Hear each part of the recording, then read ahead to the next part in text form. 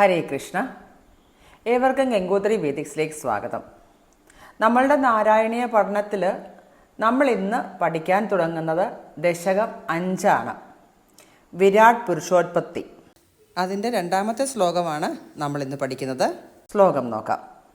കാലകർമ്മഗുണാശ്ച ജീവനിവഹ വിശ്വം ച കാര്യം വിഭോ ചില്ലേലാരതിമേയുഷീ ത്വയി തഥാ നിർലീനതാമായയോ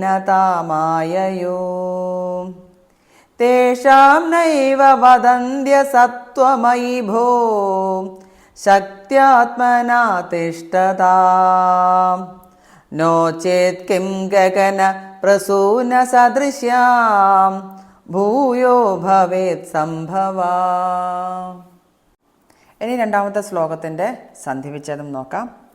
കാല കർമ്മഗുണാഹ പ്ലസ് ച ജീവനിവഹാഹ വിശ്വം ച കാര്യം വിഭോ. വിഭോ കഴിഞ്ഞിട്ട് എക്സ്ക്ലമേഷൻ മാർക്കുണ്ട്, സംബോധനാരൂപം. ചില്ലീലാരതിം പ്ലസ് ഏയുഷി ത്വയി തഥാ നിർലീനത പ്ലസ് ആയയുഹു തേഷാം ന പ്ലസ് ഏവ വദന്തി പ്ലസ് അസത്വം പ്ലസ് ഐ ഭോഹോ ശക്ത്യാത്മനാ തിഷ്ഠതാം നോ ചേത് കിം ഗഗന പ്രസൂന സദൃശാം ഭൂയഃ ഭവേത് സംഭവഃ. സന്ധിവിച്ഛേദം കഴിഞ്ഞു. ഇനി പദച്ഛേദം നോക്കാം. ജീവനിവഹാഹ ജീവ നിവഹാഹ ചില്ലീലാരതിം ചിത് ലീല രതിം ശക്ത്യാത്മന ശക്തി ആത്മന ഗഗന പ്രസൂന സദൃശ്യാം ഗഗന പ്രസൂന സദൃശാം ഗഗന പ്രസൂന സദൃശാം. പദച്ഛേദവും കഴിഞ്ഞു. ഇനി ഈ ശ്ലോകത്തിൻ്റെ അർത്ഥം എന്താണെന്ന് നോക്കാം.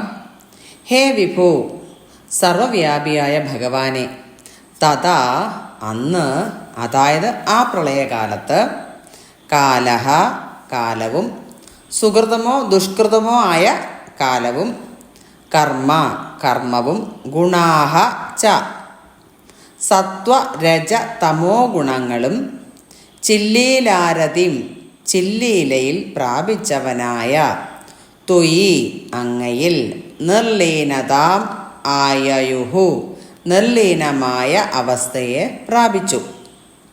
ഐ ഭോഹോ ഹേ ഭഗവൻ, ശക്ത്യാത്മനാ തിഷ്ഠതാം ശക്തിരൂപത്തിൽ അങ്ങയിൽ വർത്തിക്കുന്നതായ, തേഷാം അവയ്ക്ക്, അതായത് ഗുണം, കാലം, കർമ്മം, ജീവൻ എന്നിവയ്ക്ക്, അസത്വം ന വദന്തി ഇല്ലായ്മയെ പറയുന്നില്ല, നോ ചേത് അല്ല എങ്കിൽ, ഗഗന പ്രസൂന സദൃശ്യാം ആകാശ കുസുമ തുല്യങ്ങളായ, തേഷാം അവയ്ക്ക്, ഭൂയഃ സംഭവഃ അവയ്ക്ക് വീണ്ടും ഉൽപ്പത്തി എങ്ങനെയുണ്ടാകും?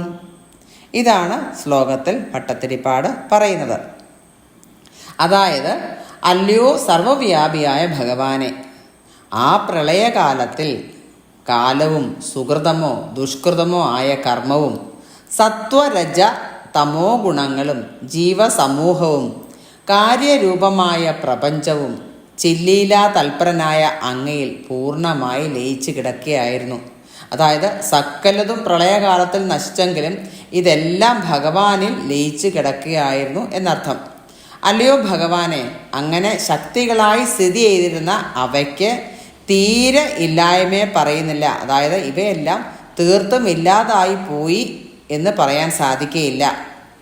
അങ്ങനെ അല്ലായിരുന്നുവെങ്കിൽ ആകാശ കുസുമതുല്യങ്ങളായ അവയ്ക്ക് വീണ്ടും ഉൽപ്പത്തി എങ്ങനെ ഉണ്ടാകും? ഇതെല്ലാം പൂർണ്ണമായി നശിച്ചു പോയിരുന്നു എങ്കിൽ എങ്ങനെ ഇവയെല്ലാം വീണ്ടും ഉണ്ടായി എന്നുള്ളതാണ് ഇവിടെ ചോദ്യം. അതായത് ഇതൊന്നും നശിക്കപ്പെട്ടിരുന്നില്ല, എല്ലാം ഭഗവാനിൽ ലയിച്ച് കിടക്കുകയായിരുന്നു. അതായത് കടലിലെ വെള്ളത്തിൽ ഉപ്പ് ലയിച്ച് കിടക്കുന്നത് പോലെ സകലതും ഭഗവാനിൽ ലയിച്ച് കിടക്കുകയായിരുന്നു എന്നുള്ളതാണ് ഭട്ടതിരിപ്പാട് ഈ ശ്ലോകത്തിൽ അർത്ഥമാക്കുന്നത്. ഹരേ കൃഷ്ണ.